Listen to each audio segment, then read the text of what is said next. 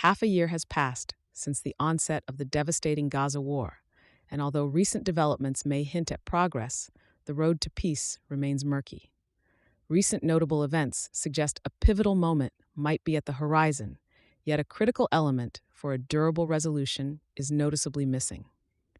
This past week, after tragic losses including foreign aid workers, we have witnessed a potentially meaningful shift in the conflict.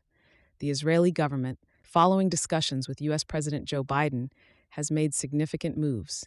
The opening of Ashdod port for aid delivery, the reopening of the Erez border crossing, and the partial withdrawal of Israeli troops from southern Gaza.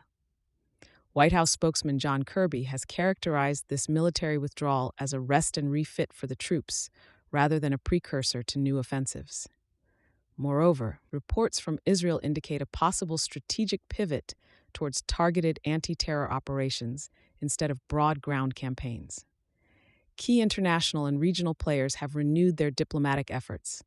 CIA Director, Qatar's Prime Minister, and the Egyptian intelligence chief are engaging in negotiations in Cairo, with Israeli negotiators also returning to the table, ostensibly armed with a fresh mandate for hostage and ceasefire discussions. Could this be the opportune moment for a ceasefire, for hostages to be safely returned, and for a surge of aid to enter the region? Such a scenario has been anticipated before during these 6 months of conflict, often to be met with disappointment. Yet a softening of hostilities and a return to conversation have reignited hopes, albeit cautiously. Despite these moves, a fundamental question looms large. Who will govern Gaza in the wake of conflict? The options range from a potential United Nations peacekeeping force to Arab-led missions or Palestinian leadership.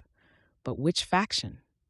6 months of warfare have approached a possible turning point, but the future political landscape of Gaza remains undefined. This uncertainty underscores a severe political failing and underscores a perceived deficit in American strategic leadership on the matter.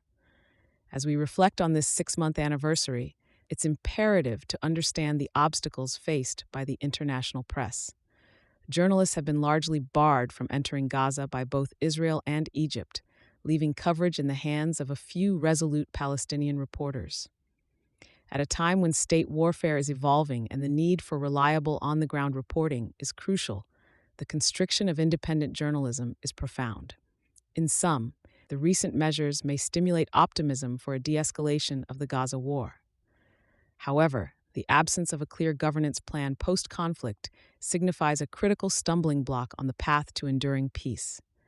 As diplomats labor in Cairo and military tensions tentatively ease, the eyes of the world remain fixed on this troubled region, yearning for a resolution to a long-standing and sorrowful cycle of violence.